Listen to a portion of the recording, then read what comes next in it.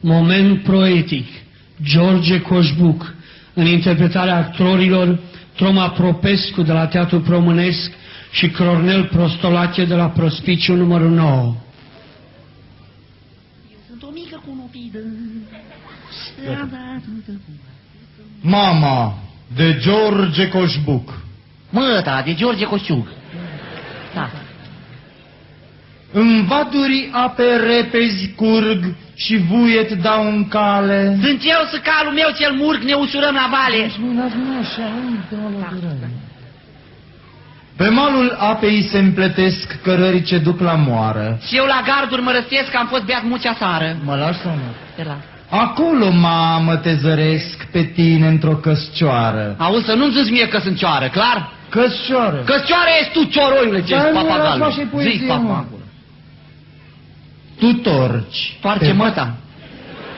Mă, măta e birmaneză, mă? Nu mă toarce. Înseamnă că tu ești pedigriu, ce dracu ești? Nu mă toarce cu fusul. Viscas. Gata, mă, termină, mă, gata. Gata. Tu torci. Tu torci. Pe vatra veche ard, pognind din vreme în vreme, trei vrească. Foc!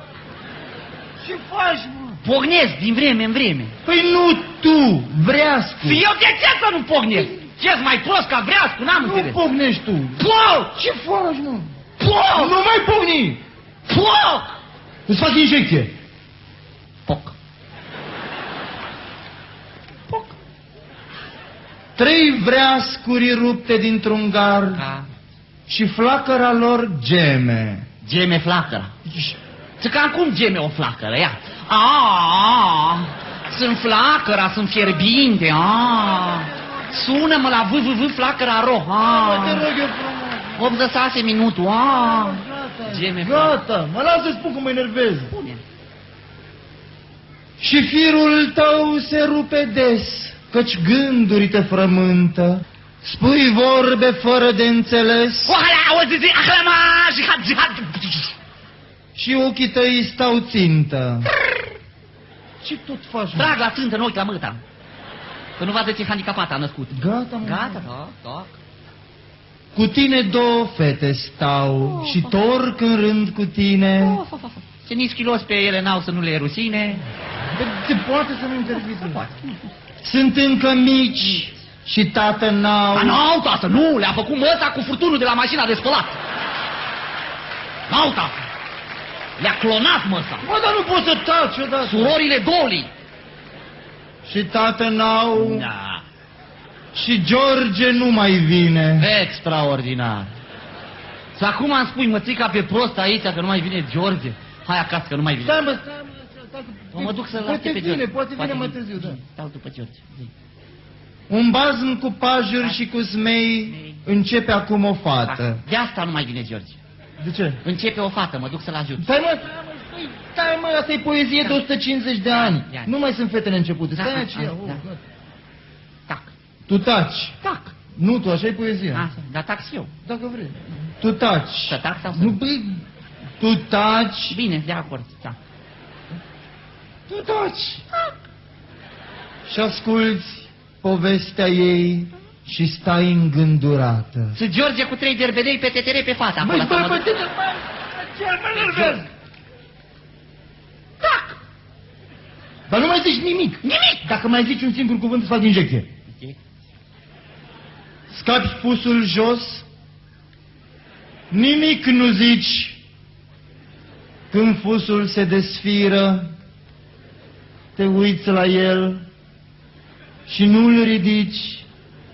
Și fetele să miră. Așa te vreau, mă, bravo. Să miră de ce-i face George lui aia. Uite-te ce-i face. Mă enervez, mă scot din sărite, te rog eu frumos. La geam tu sar deodată. Ha! Ai sărit un vers. Treaba mea, ce dacă n-am să-i trebuie să mă sperii. Păi da, pe versul ăsta aveam o replică, că trebuia să te scuip. Uite, am scăpat, na. Da, te scuip la versul următor. În noaptea afară lung privești. Privește lung în noapte, mă? Privea. Lung cu stelea și cu lobonț, nu? Așa priveam, așa. Auzi, băiatul? Da. Hai! Să nu uităm rima, băiat.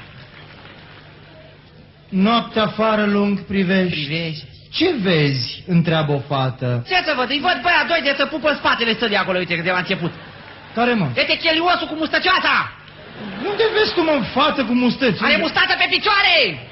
Pupă chelioasule! Lasă-mă, ce-ai cu Pune jos! Gata! Pune gestul! Stai, mă, să continuăm Bagă poezia. mâna pe acolo! Gata, mă. Dă-o din rând în rând! Gata, termină! Vorbește să termine ei și termin eu! Nimic, mi Să s-a... aducă! Nimic. Mi s-a părut așa și jalea... Mă, ce tot faci tu acolo? Nimic. Ia să stau cu ochii pe tine. Nimic, mi s-a părut așa și jalea te răpune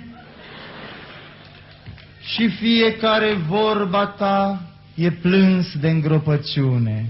Cum ai reușit să nu mă întrerupi? Mă enervează ăia doi de să pupă acolo din mur. Care dintre ei, mă, băiatul sau fata? Păi aia mă enervează, că-s băieți amândoi. E treaba lor, s-a dat legea 200, lasă-i în pace. Hai să continuăm de unde am rămas. Nu putem să continuăm de unde au rămas ei. Cum adică? Mă tot uit la tine de la început. Cum să se flencă nebuzitele astea frumos. Și mă gândeam că în seara asta poate îl chem pe George să vină.